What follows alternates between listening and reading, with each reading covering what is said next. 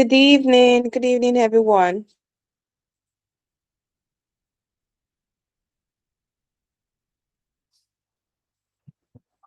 Yeah, good evening. How are we doing? How's our weekend been? Any interesting thing?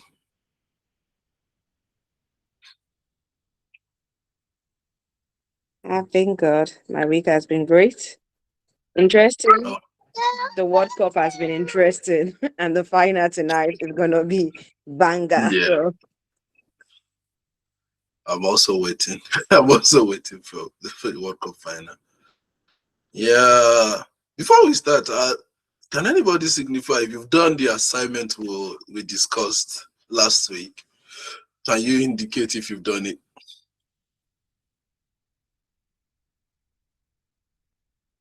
If you are not here last week, you can just give a thumbs down or something else. But if you have, you can just give a thumbs up. If you were here last week and you did you can give a thumbs up. Okay, yeah, don't worry, you are pardoned. Yeah, but we'll still talk about it because it's very important uh to do the assignment for us to learn to love ourselves also. Very soon I will dive into you know excuse me, some of the things that we discussed last week. I'll do a recap for people that didn't, that were not around last week, so that everybody can be on the same page at the end of the day. So I know some people would have done it, and the assignment is actually something that's very simple. It's you writing an eulogy for yourself, you praising yourself for 5 minutes. If I ask you to praise me or praise another person, it's always very easy. You can easily start praising God, start praising people, saying nice thing about them. But if I ask you now, probably we should just do, for the sake of the people that were not here last week, can you unmute yourself and just praise yourself for 5 minutes? Say nice things to yourself without quoting scripture, Bible scripture, or any proverb, adage, or something. Just you praising yourself. Can we unmute ourselves and do it like in 2 minutes? I won't do 5 minutes, just 2 minutes. I'm smart. I'm intelligent. Let's wait for others. Adekunle Oluwashikemi Lawala Yodeji. Kindly unmute yourself unless you're in a place where you can't. You can just try that real quick. But if you are not in a place where you can unmute yourself, you can as well do it and see how much you know about yourself.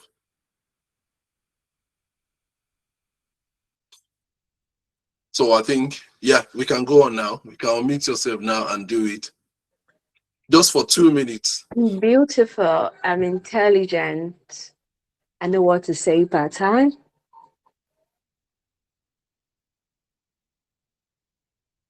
Okay.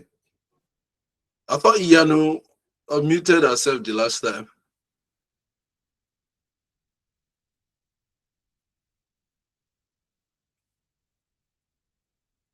Okay. Yeah, I can see I can, if you've been doing it, I know most time when I tell people to do these things, it's always very difficult because we were raised, most of us, to give love to people, and we don't know how to love ourselves. And I'm already doing like a quick recap from last week. And one of the things we need to understand is love is both action and personality. Oh, that's all right. That's all right, Lala Edith. That's all right. So one of the things that we need to understand is before you can give love, you need to have a personality of love. And you cannot grow a personality of love until you love yourself first. So if you don't love yourself, it is almost difficult for you to be able to give love. Because when you start giving love, when you don't love yourself, you start seeing love as a burden. I don't know if that makes sense. So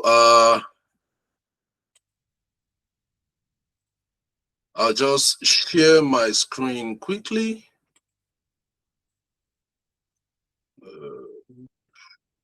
Just give me a second.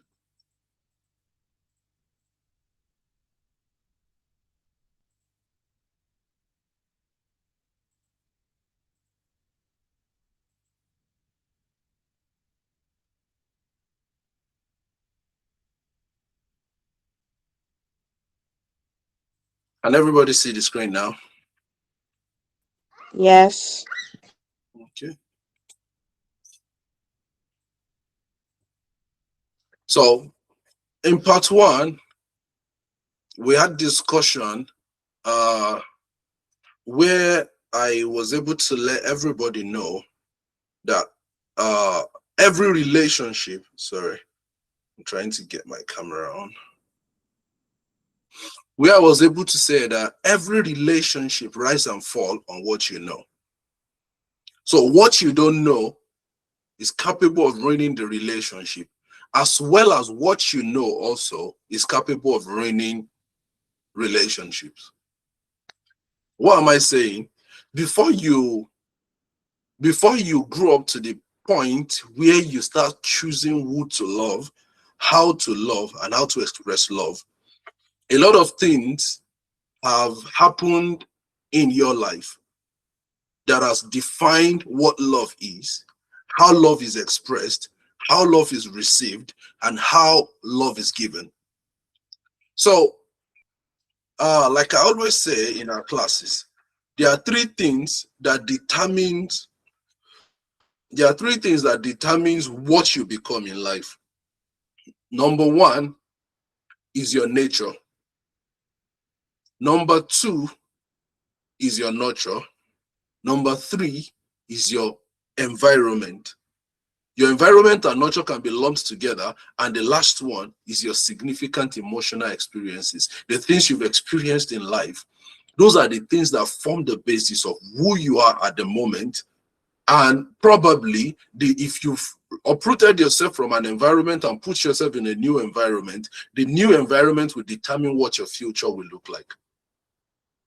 What am I saying in essence? Before we experience love, before you start giving love, falling in love, and taking care of people around you, something has taught you a story about love.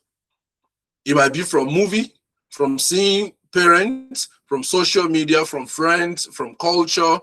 I know we must have heard something like, oh, in our own culture, we don't do this.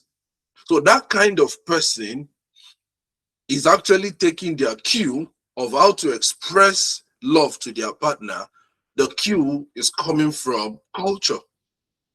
And like I said, like I always say to people, you can either have a cultural marriage, a modern marriage, or a kingdom marriage, or I'll say a balanced marriage. I'm not saying neglect your culture, neither am I saying do not be modern, but there is a place where the two meet and you create a new breed of system for yourself. So if you want to have I hope there will come a time when we'll be able to, I'm trying to lay this thing precept on precept, foundation on foundation. There's no point rushing things when people have not understand the basis. If you don't understand what love is, how do you recognize love?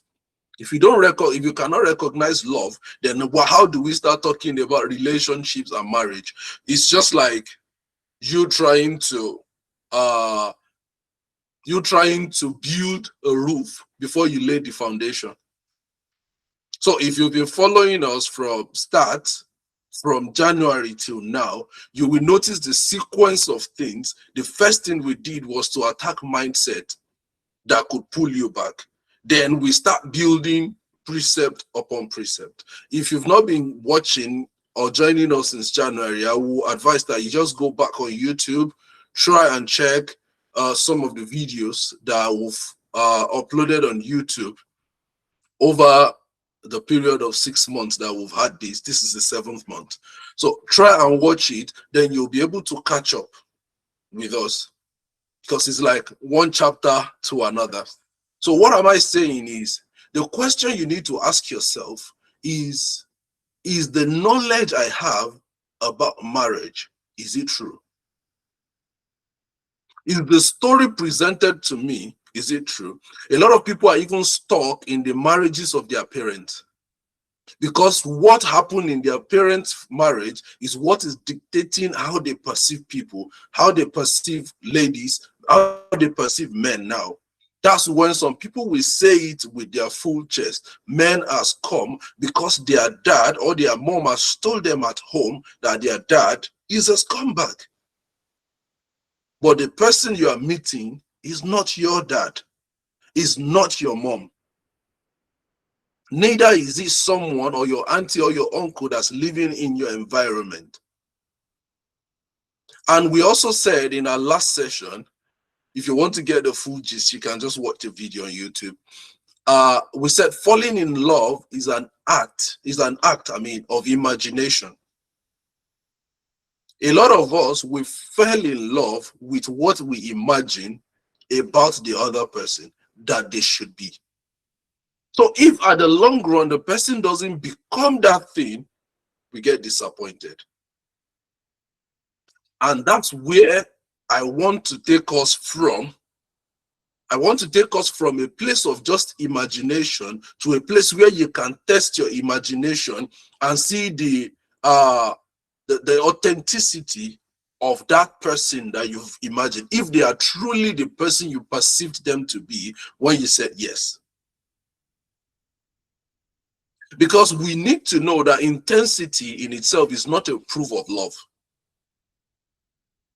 You will start a relationship, the intensity will be very high. Before you get to second or third month, you start seeing things that you never bargained for. You start seeing things that's outside your imagination. You start seeing things that you never thought will happen, in the relationship.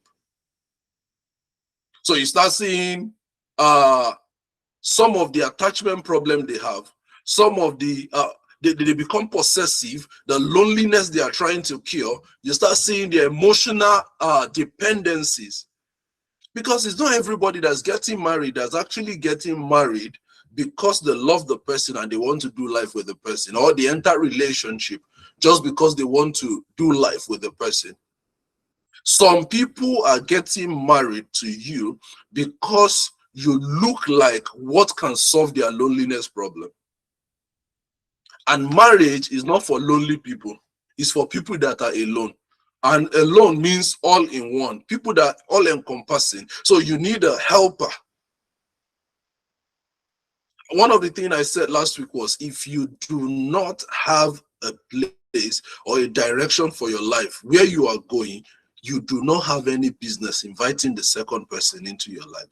Because if I will ask, a journey that you are taking, where is it leading to? And lastly, last week, we ended on this note last week, and this is where I will pick it from today. We talked about the 3 stages of love. The chemistry stage, where everything is rosy, everything is all lovey-dovey, everybody is on their high. And the second stage is the reality check stage. And the third stage is the transformation stage. So, and last week, 2 people reached out to me about the reality check stage. So I will do something extensive on reality check stage before we move into what we need to do today. And we will cover it as fast as we can.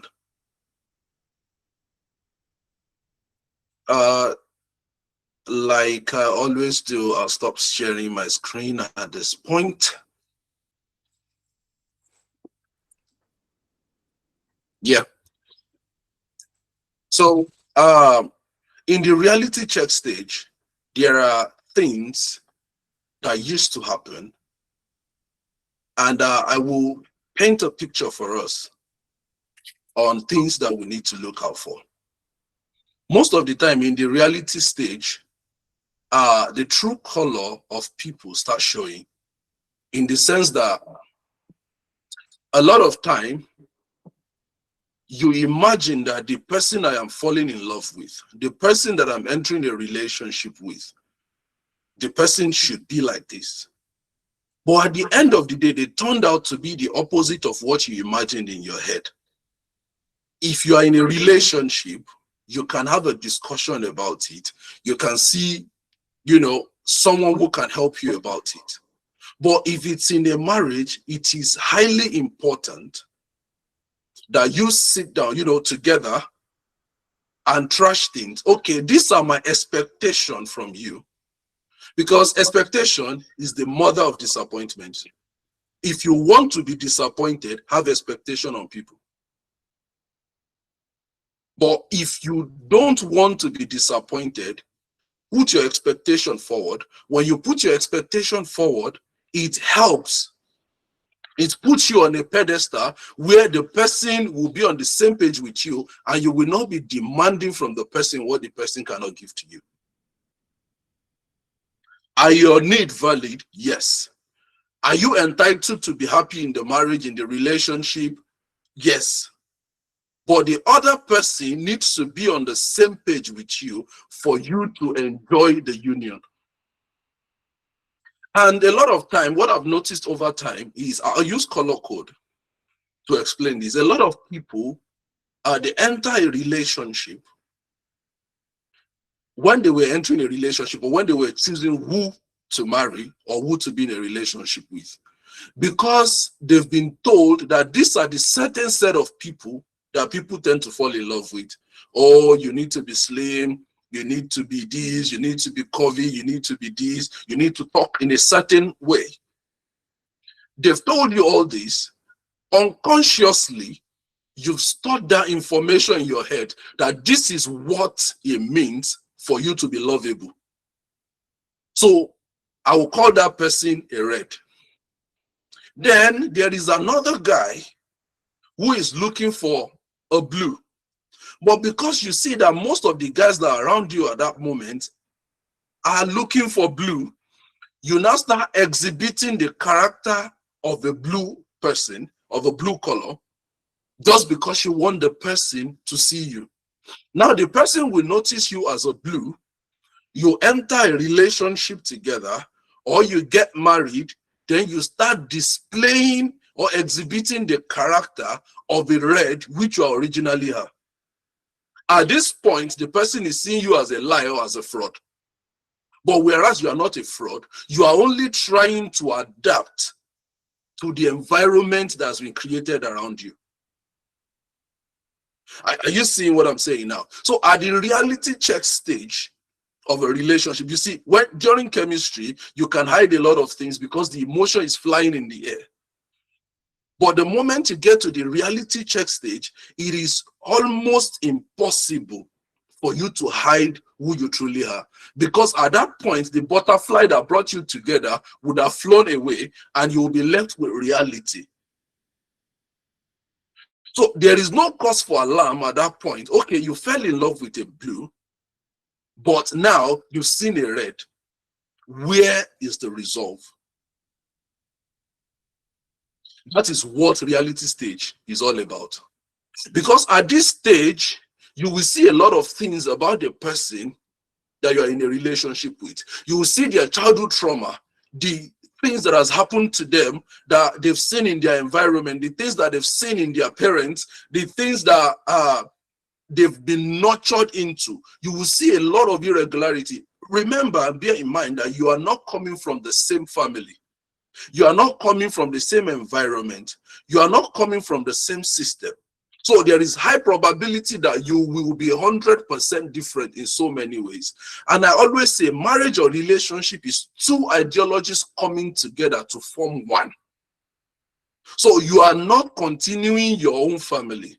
Neither are you, and is your husband or your wife continuing their own family. What is happening is you are bringing two families together to form one. So when you come to this point, you have to bend some ideology. And the other person need to bend some ideology so that you can have an ideology that is pertinent to just you and your spouse alone. That's why they always say every marriage is unique. You can't transfer what is happening in family A to family B because every marriage is unique, because every human being that God has created is unique. There is no same marriage because there's no same person. Even if you are from the same mother, you are not the same thing. So at this stage, you will see childhood trauma coming up. People that have been through pain growing up, they will start, or someone that men have done something to before, there is this deep hate for men inside them. So there is nothing that you do at that stage that will please them. Someone that their parents or people around them have abused before, they see you as a potential abuser, so they are trying to guide themselves from you. It's not their fault, it's the fault of the environment that raised them. But if that's the case, you owe yourself the responsibility to come out of that place into a better place. So at this stage, you see different expectations. You will have an expectation of the person will have an expectation of you. And if this is not discussed, there will be problem. At this stage, your value system will be tested. You really have a good value system. If you remember, when we were, I think it was 2 months ago, when we were discussing about what you bring to the table, we discussed about you presenting your value.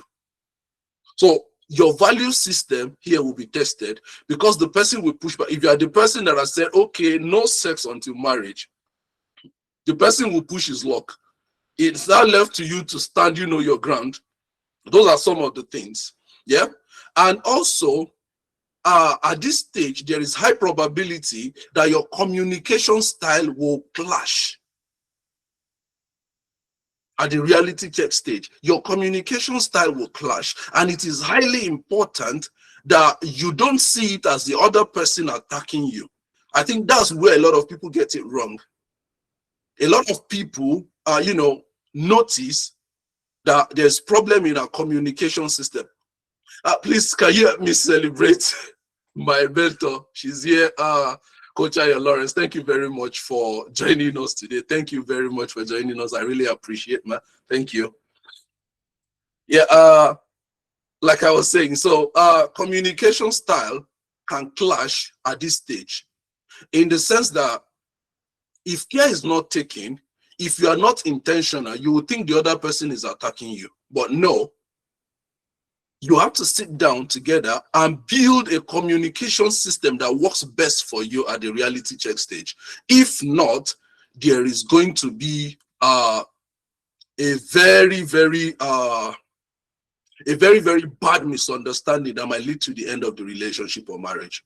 At this stage, emotional triggers are activated. Like I said, the three things that determines what we become: our nature, our personality, our nurture, and our environment, and also our significant emotional experiences. So there are things that your partner will say, there are things that your spouse will say that will trigger something that has happened in the past. It's not about them. You are not reacting to what they did. You are reacting to what has happened in the past. And it is highly important you see a professional to help you process this thing.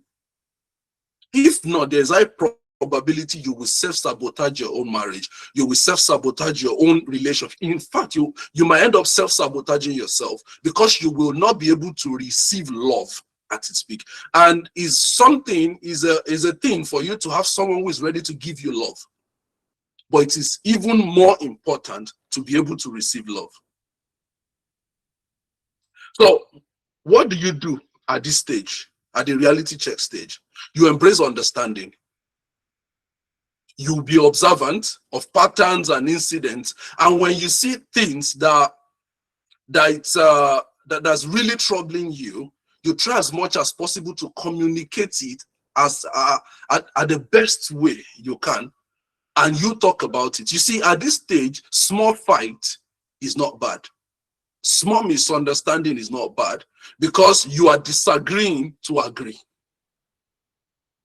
So when you see patterns, when you see incidents, ask questions. And you need to separate the person's personality from their character. A person can be quiet and be deadly. So that the person is quiet doesn't mean they are gentle. Quietness is not a fruit of the spirit. Gentility is, gentleness is. So the person can be quiet. Don't take the quietness for being gentle.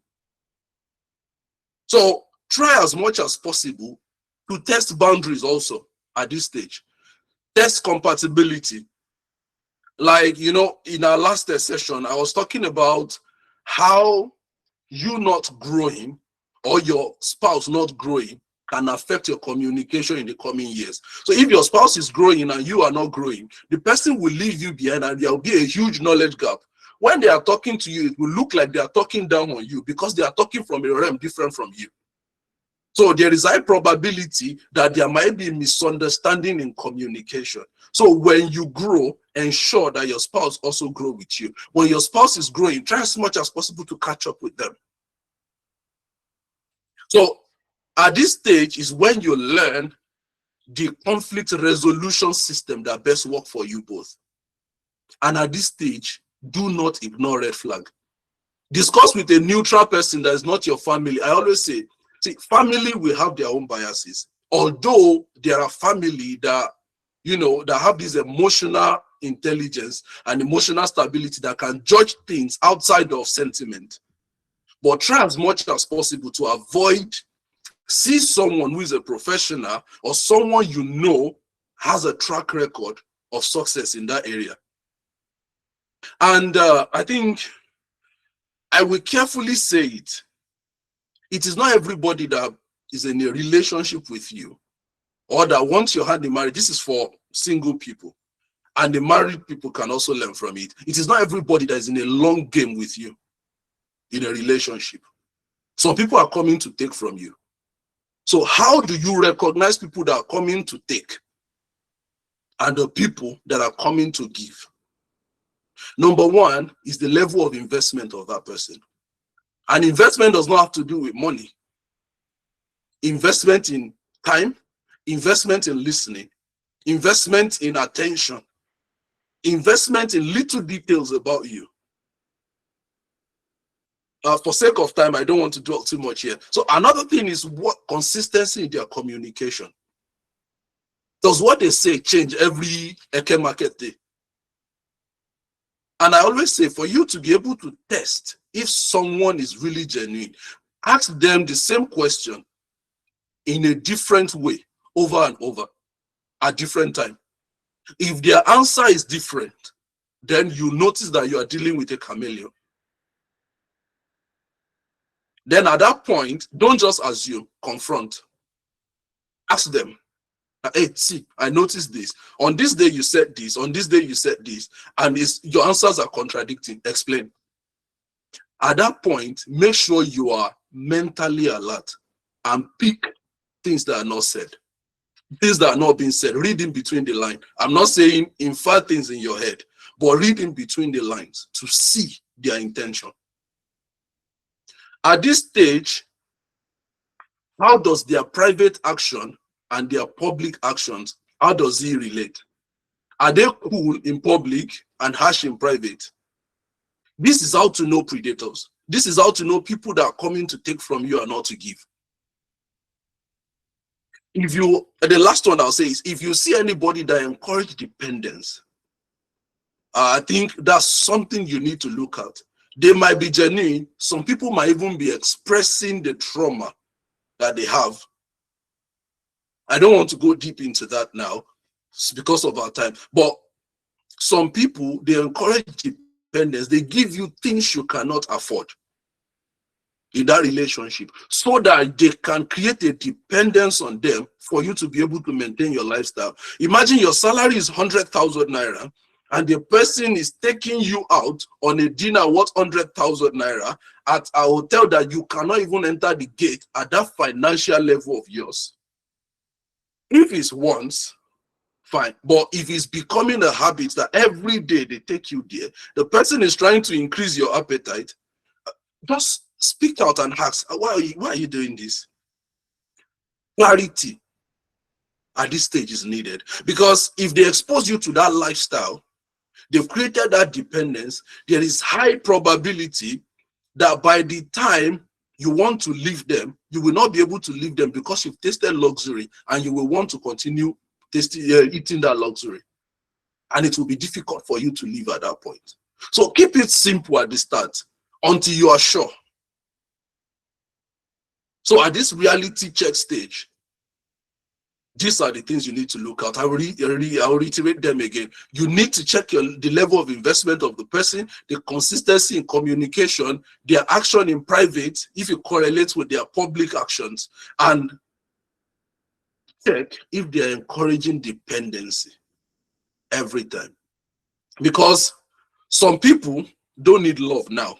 What they need is healing, because they lack the capacity to love because of what has happened in their past. So what they need first is healing, not love. Because there is high probability when people are wounded, there is high probability that they bleed on the wrong person. So I will say this, then we'll delve into what we want to do today. This is just because some people demanded further explanation on the reality check stage. That's why I've done this. So I'll say this: love is a living thing. As a living thing, if you nurture it, if you feed it, it grows. If you don't feed it, it dies. Communication decline is the open door for the death of love. So when communication start dying, love start dying naturally. Because it is in communication that you are able to express love, both verbal and non-verbal. Love is a decision, it's not a feeling. We consider, somebody we love, not looking at if the person loves me. So you always need to think in two-way thing, in a two-way, a system. Does the person love me? You love the person, you can vouch for that, but always check, does the person love me? It should be equal and opposite. The equal I'm saying is not 50-50 or 100. That's not what I'm saying. But what I'm saying is, be sure that what you feel for the person, what you have for the person, is what the person has for you. Not you being a giver and the other person being a taker. By the time you run out of what to give, the person will leave you empty. Love is for people who have found themselves, because it's a journey of interdependence, and your quarter is needed in it. So I'll start the part 2 by asking a question. Who do you think should fall in love then? Because we keep asking, oh, how do I know I'm in love? Who do I love? How do I know this person loves me? But one question I always ask is, what am I becoming while looking for love? Who you are becoming while looking for love is more important than any other question. Like I said in the color analogy I used earlier when we started, it is possible for you to be exhibiting the character, the trappings of someone who you are not, because you believe if people perceive me this way, I will find love. So you need to pay attention to who you are becoming as you are looking for love, because not everyone, seeking for love is prepared for love, because they believe that butterfly feeling is all about love. That infatuation feeling is what love is all about. I can guarantee you, at least I'm married, I can guarantee you, if you get married today on the basis of butterfly, of how you feel on the inside of you. Before you know it, in the next 3, 4, 5, 6 months, maximum a year, that drive you have for sex will drop, especially when responsibility comes in. I'm not saying you will not have sex, but it will drop. That's why you should know that marriage is not all about what you feel. It's about, I choose this person. Will I choose this person again? And if I will choose this person again, how will I treat this person? So it's not just about me and what I get. It's about what we both get. So there's no more two, it's one. So when you are thinking, you are not thinking about yourself, but you are thinking about the two of you while thinking as one person. How will my action hurt that person? That's why you need to be conscious of who you are becoming as you are thinking about love also. The question, do you even know how to receive love? Because most people know how to give love, but they don't know how to receive love. That was why I said we should do that exercise that I said we should do. You know? Now, I'll talk about love litmus test. It is important to see love in action and not in word. This is one of the litmus tests. I think I spoke about it when I was talking about the reality check stage. Because a lot of people, when you speak to clients, you hear them talking about, he takes the trash, he does the cooking, he does this, he does that. But I don't feel love. That's them trying to express their love to you. That is not non-verbal. Sorry, that is non-verbal doesn't mean that person does not love you. Now, if you want the love to be expressed verbally, you know, most of the time, we express love to others the way we want to receive love. So if the way the person is expressing the love to you is not how you want to receive it, then you call the person's attention. This is how I want to be loved. Then the person will transfer that same energy into what you want them to do. And when you say this, always bear in mind that they need time to grow into it. They've known a certain thing all their life. And it is important you give them that time to grow into the new person you are introducing them to. Like I was talking to someone last week, say, oh, this person is doing this, is doing that. And I told the person, I said, wait, the person you are talking about has been like this for almost 30 years of their life. And you are saying it that they are making efforts to change into the person you are asking them to change into. Give them time to change. Because if you end up not giving them time to change, there is high probability that you will frustrate their change. I'll give an example. Someone brought pupa stage of a butterfly, you know, this cocoon into the house, and said, I want to observe this cocoon break, and I want to see how butterfly, how they come out of the cocoon and how they become a butterfly. So in the process of observation, the cocoon cracked open a little bit and the butterfly started coming out. Because the butterfly was struggling to come out, the person helped the butterfly to crack the cocoon and the butterfly came out freely. Now the butterfly didn't come out well because the lower part of the body became very bigger and the feather is not fully developed, so the butterfly couldn't fly.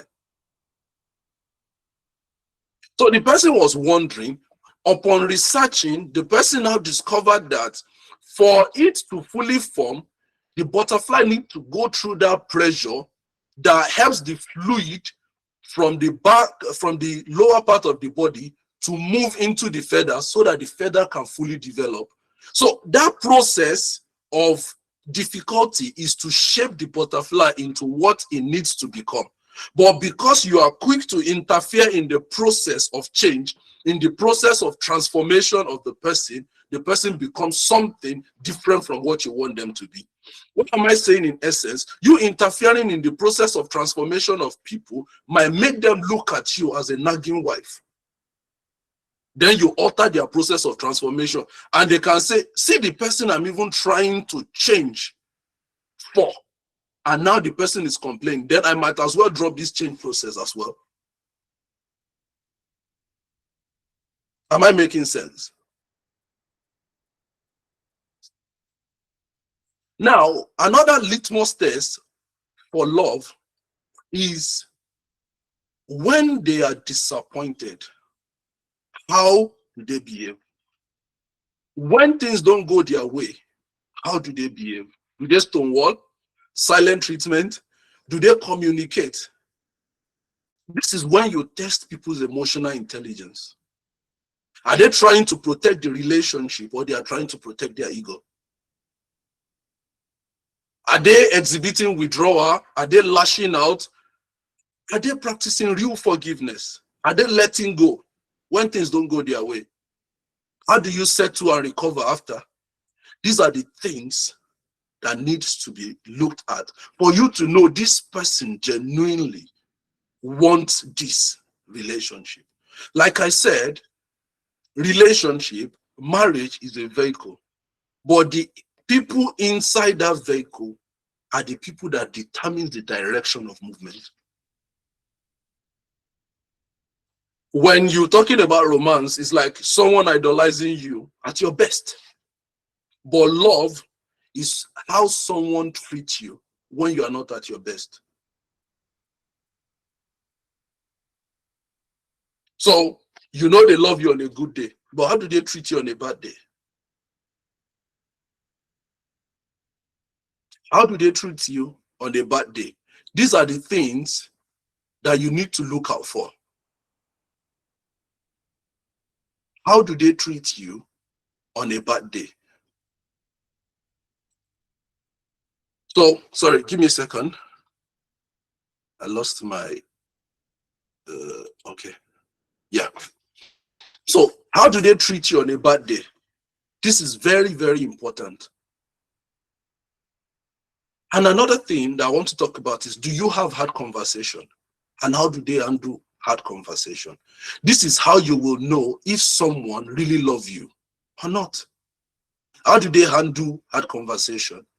Do they lash out? Because this can show you the red flags you need to see. You know, a lot of people talk about this is red flag, that one is red flag. These are the litmus tests for you to be able to fish out those red flags easily.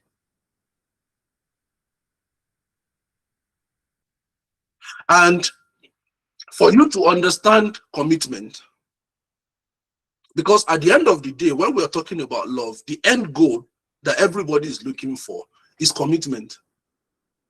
So how do you know commitment? How do you understand commitment?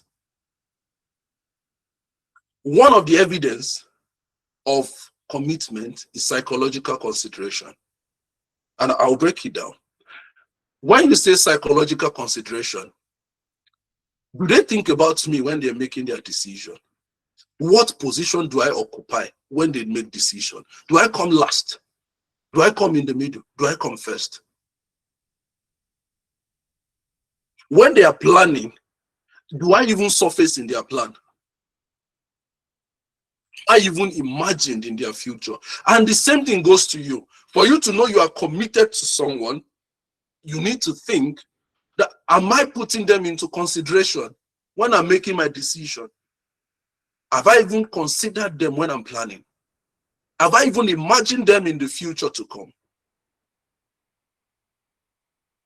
Do I have a progressive thought about them? Do you see them when you are making your plan? Now, okay, I am trying to build a system. I'm trying to build a life. I'm trying to make an investment.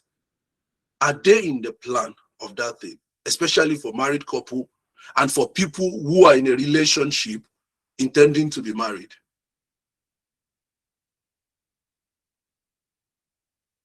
If someone never appear in your future, then you never belong together. Because you are not marrying for now. Like I always say, since we started this program, I always say that if you don't see the person you're in a relationship with in your future, there is nothing stopping you from ending it now. Because you are not marrying for now. When you choose the person you choose to marry, you are married to or going to marry to, you are not choosing someone for you. You are choosing an ancestor for your generation yet unborn, knowing fully well that the person's character, the person's ability and inability have the capacity of shaping what they will become in the future. So when you choose, you don't choose for you. You choose for even years to come. And I have this principle that I've taught before here, the 10-10-10-10 principle. What does this person matter in my life in the next 10 days? Does this person matter in my life in the next 10 months? Does this person matter in the next 10 years? Does this person matter in my life in the next 10 decades? That's 100 years to come. That's generational. And if you are making a decision based on 10 weeks, based on 10 months, the person definitely might fit in. But the moment you start thinking 10 years and 10 decades, you know that's transgenerational. There is high probability that if you choose wrong, you're already building a wrong system. But good news, it can be changed. But you two have to sit down first and agree that we need to change this. We are talking about anatomy of love. We are breaking love down into its simplest element. And when you understand this, it will be easy to say, I love this person, because you've not just committed your now to the person, you've committed even your future, and the person has done the same. So when you do things, when you try to change things, when you try to do things, you consider each other before doing it. So I won't intentionally do what will hurt my partner. Neither will they intentionally do what will hurt me. Am I saying you will not hurt each other? You will, but the system of resolution, if you love a phone so much, you won't smack it on the ground. So in the same way, if you love your partner so well and you are committed to them, you don't just throw them around like trash. You don't treat them like they are nothing. And they should not on any ground treat you that way also. So the question of commitment is about, where do you put the person in your thought, in your plans, in your decision, and in who you are becoming. And love can be expressed majorly in 4 different ways: passion, compassion, pleasure, and sacrifice. And a healthy relationship must have these 4 in it for it to thrive. What is passion? Passion is the energy of love. Passion is what drives you to each other. Passion is what what fuel. It's like the fuel in a car. If a car is perfect, in good condition, if there's no fuel inside, it won't even start. Talk less of moving from one place to the other. So you need passion for each other. You need that energy. You need that chemistry for each other. And how do you generate energy? Energy can neither be created nor destroyed, but can be transformed from one form to another. Now, the same energy, some people have lost the spark, from the beginning. The spark that started the marriage, some people have lost it, but it can be regained back. How? Intentionality. It's not something I can discuss here. See a professional that will help you to regain, that spark back. So what is compassion? Compassion is the heart of love. Heart, H-E-A-R-T, of love.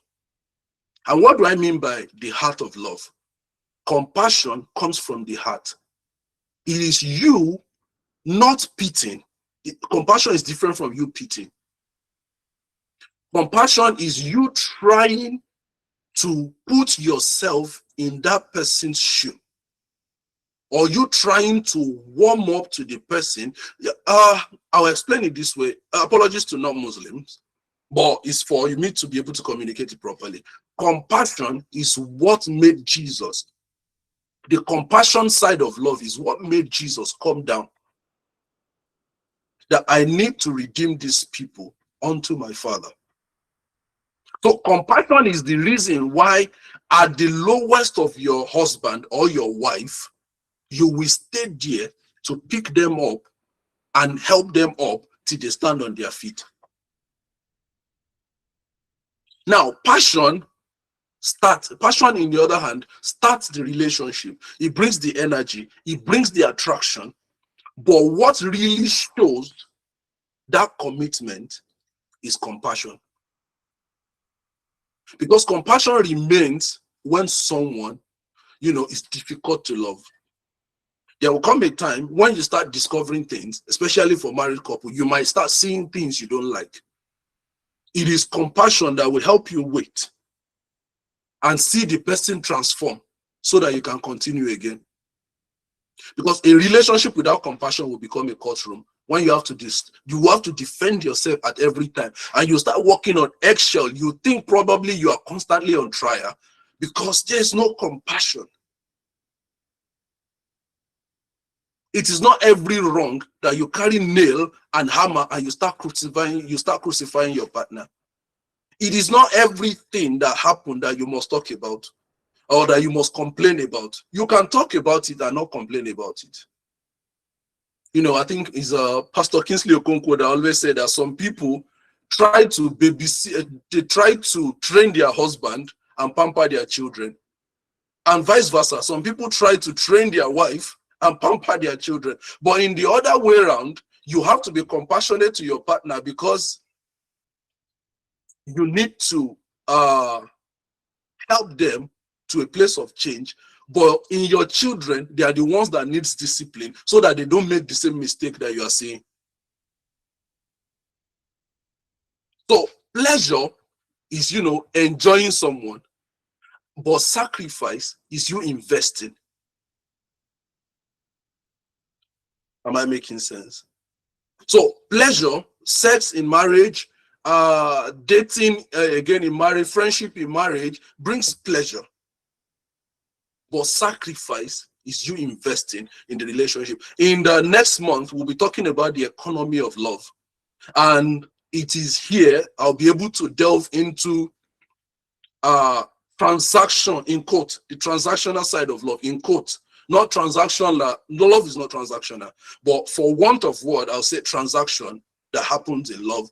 What do you do when you need to save, when you need to withdraw? What do you withdraw? What do you save? What do you invest in? So those are the things we will discuss in our next session. More details will be dropped in our WhatsApp group and also sent via email as time goes by.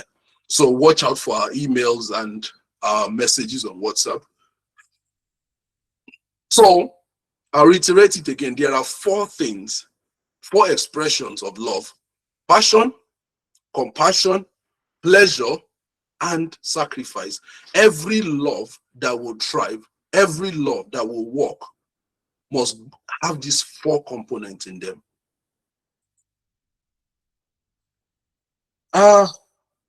Okay. Something dropped in my mind and I would like to talk about it. Excuse me. Someone once asked me a question that how do you distinguish between love and slavery? Because some people believe they are in love, but indeed they are slaves in that relationship. For want of word, I use the word slave carefully so that we don't get super sensitive. When someone loves you, they give. But when you are in slavery, in quote, I wish someone can borrow me another English word, because as I'm saying it, I don't want to trigger, I don't want to say sensitive things or too much sensitive things. But if you are in slavery or you are unloved in your marriage, it will be draining. So look at it. Does the person gives or do they drain? Are you respected? Oh yeah, one person borrowed me a word here, controlled. So are you loved or controlled? Or tamed like a wild animal? Things like these drain, but love gives. It gives life. You will see it when someone is loved. But when you are drained, are you respected? Ask yourself this question. If you were the one that asked the question, are you respected? Are you free to express yourself? Are you listened to? Are you valued? And do you feel safe? Because I think I need to say, being needed is not the same thing as being loved. And I'm using a soft tone intentionally so that it gets to a place of thought. Are you respected? Are you free to express yourself? Are you valued? Do you feel safe? If not, reach out. I know in Lagos State, there are people, I think Ministry of Women Affairs, I'm not right now. I'll make my research about it and I'll drop it on the group. If you are in this state that you don't feel safe in your marriage, it's better to speak up now. We need you alive. We need you alive. And the covenant of life is greater than the covenant of marriage, anytime, any day. It is someone who is alive that still has a marriage. So please speak out. If you are the person that reached out to me, try as much as possible. Let's have a conversation. And I will definitely direct, if it's in Nigeria, if it's in UK, please reach out to me. I will reach out. Reach out to me. I will assist you to connect you to the right set of people that will be able to help you even better than I will. Please and please, if you are the person, kindly reach out. And I will still put it on the platform also. The people, the numbers you can call, the people that you can reach out to if you're in this state. Thank God I remember now. Back to what we are saying. Uh, there are two motivations for loving people. Like I said earlier, some people show love, not that they love, they show love to take. Whereas some people want to love you so they can share. For you to know someone that wants to take for you, I think I've explained later, I'll add this to it. The person will always be seeking, things that they can take from you. Neither will they talk about things that they can give to you. But for you to know, because I've spoken about it, I won't dwell on this. But for you to know someone who is ready to share with you, if you are looking for a way to know someone loves you, they will think about your growth. They will think about your joy, your happiness. They will think about your purpose. What do you want to do? How do you want to progress? They will think about partnership. Because imagine if the two of you enter a relationship to take, who is then left to give? So which means if the two of you are coming to take, what you are trying to do is the two of you are setting each other up. So every gift I give you is for me to make sure you grow bigger enough. Like you are keeping a chicken for Christmas. You keep feeding the chicken, not because you love the chicken, but for the day you are going to kill the chicken. So think about it. Ask yourself, am I in this marriage to take? Am I in this relationship to take? Or am I giving?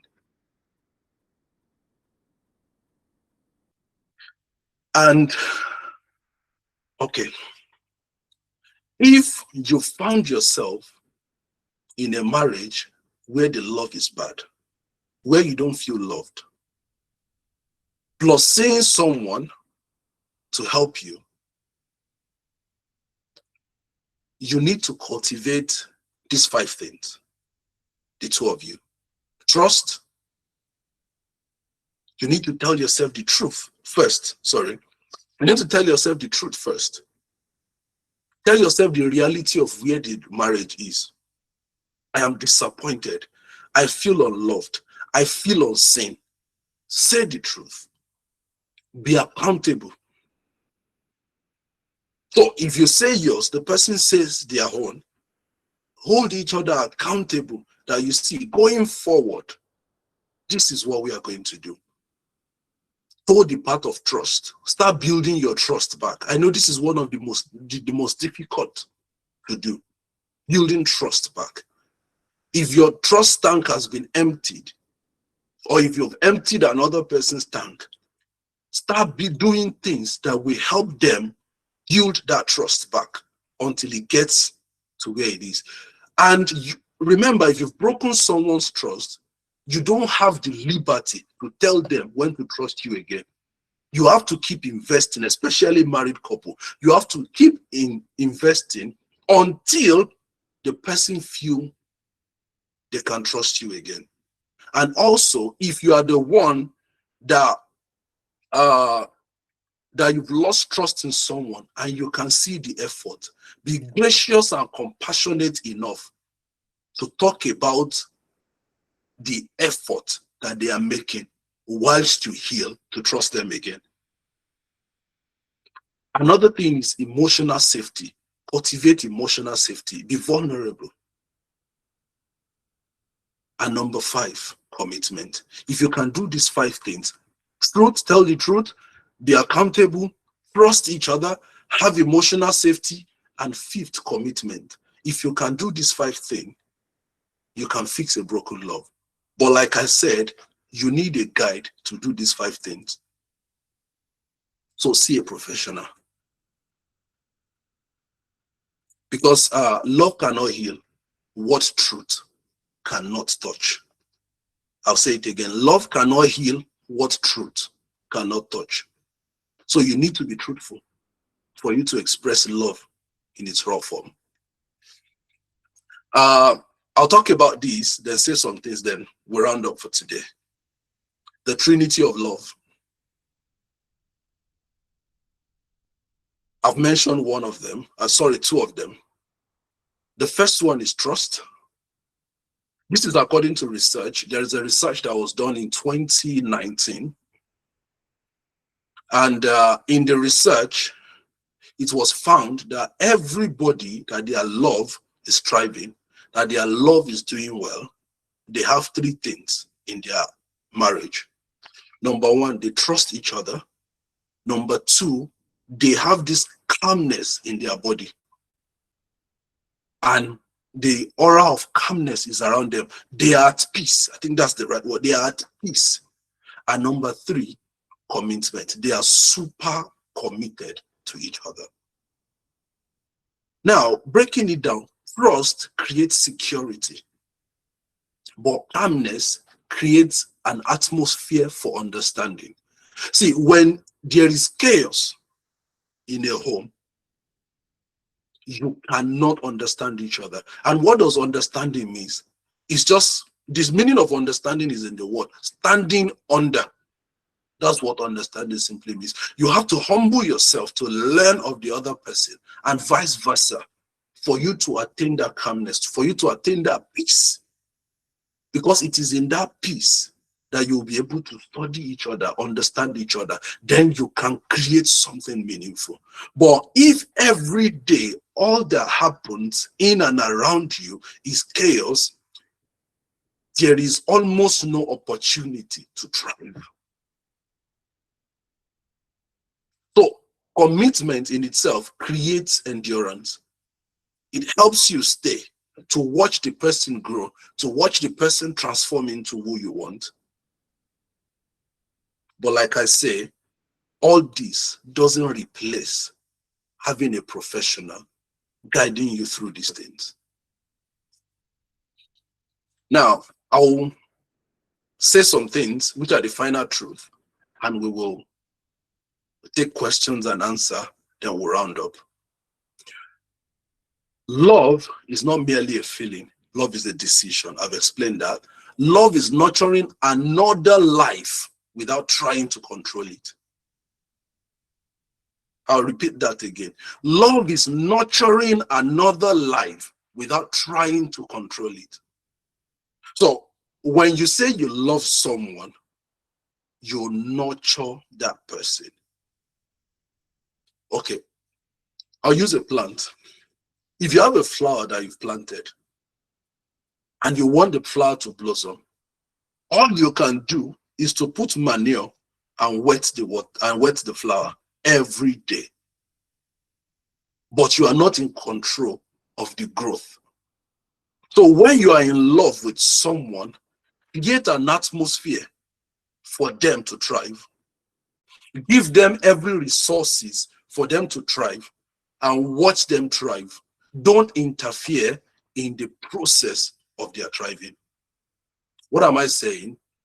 A lot of people judge their partner, judge their wife, judge their husband, judge their partner, judge their fiancé and fiancée based on their own perception. But remember, we've talked about personality here. Everybody have different personality. Some people have to internalize something before they can act it out. Whereas some people are very fast actors. They sweep into action immediately. So it is very important for you not to interfere in how the person grows, but make sure you are there to provide everything they need for them to grow, especially men and women too. Because, you know, someone broke down what a wife is.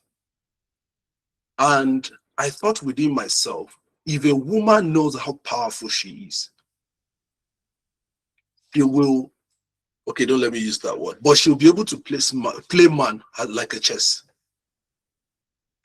The power that God gave a woman is so huge that God used the same word he used for himself for a woman. The Holy Spirit, which is God, is called helper. And the same word, Isaac, was the same word that was used for a wife.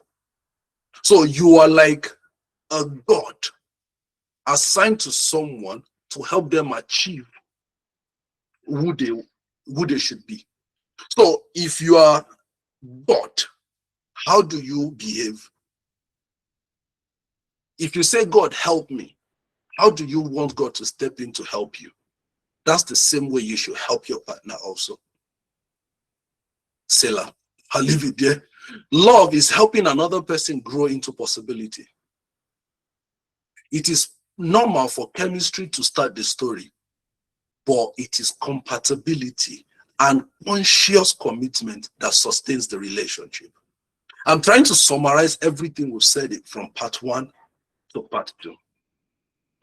Commitment is what protects the future of the relationship or marriage. Love is the decision to keep choosing someone after reality arrives.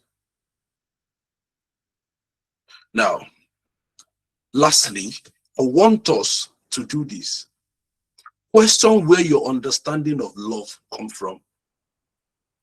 If your understanding of love is from your environment, or is from dysfunction, or how you treat people around you is from what you understand about people.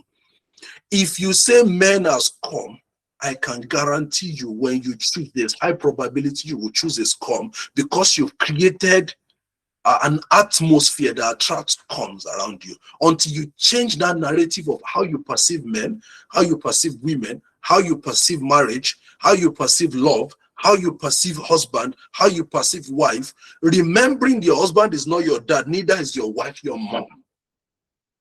Until you question the understanding of where the until you question the understanding of where this thought process are coming from, and you reframe it, you will continue to see the result. Those people you saw those things from, you continue to see their results in your life. That's why research has proven it that people who grew up in abusive home end up becoming an abuser, because you replicate what you see, not what you wish. If wishes were horses, beggars would ride. So you don't replicate what you wish, you replicate what you see. So you need to take your eyes off what you've seen and see something new for you to do something new. Because it is madness, in quote, to be doing the same thing over and over again and expect a different result. So on this note, we will draw the curtain of the anatomy of love part 1 and 2. And like I said, next week, we will be moving to the economy of love. So it's a question and answer time. If you have any question, this is the best time to ask. If you are watching us on YouTube, you can drop your question on the WhatsApp chat. It will be picked up from there if you are watching from YouTube. So any question, you can unmute yourself and go ahead to ask.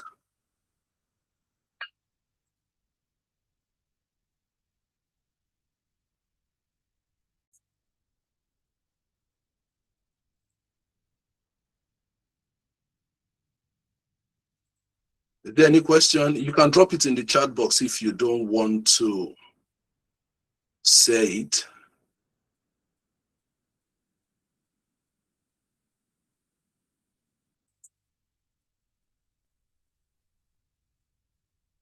Okay. Like we always say, if after now you watch the video again on YouTube and you do have a question, feel free to reach out to me on WhatsApp. My email is always I think it's pinned on the WhatsApp. You can send me an email if you don't want to drop it on the group, or you can DM me. I'll definitely answer your question and we will be able to have further discussion. So if there is no question, before we leave, I want Coach Ayo Lawrence to just say a word to everyone, and we'll close after that. Good evening, everyone, and well done, Coach Seun, for the great work you're doing. I'm sure that all the people on the call this evening have been able to pick one or two things from what you have shared. And I believe that those that will even watch afterwards will be able to glean from the wealth of knowledge that you have shared this evening. Thank you so much, everyone, once again for joining. And I hope that subsequent meetings, you'll still make yourself available and even call other people so you're not the only ones, learning and growing. Call the people in your community that you know that the things that are being shared here will benefit them as well. Well done once again, Coach Seun, and keep soaring. Well done. Thank you very much, Ma. Thank you. Thank you. So in the absence of any question, we'll draw the curtain today, and we will be converging in August. Sorry, trying to check the date. We'll be converging again on the 16th. Sorry, it was supposed to be 16th, but I won't be available 16th. We'll be converging on the 23rd of August for our session. And we'll be talking about the economy of love, like I said. So thank you very much for joining today, and God bless.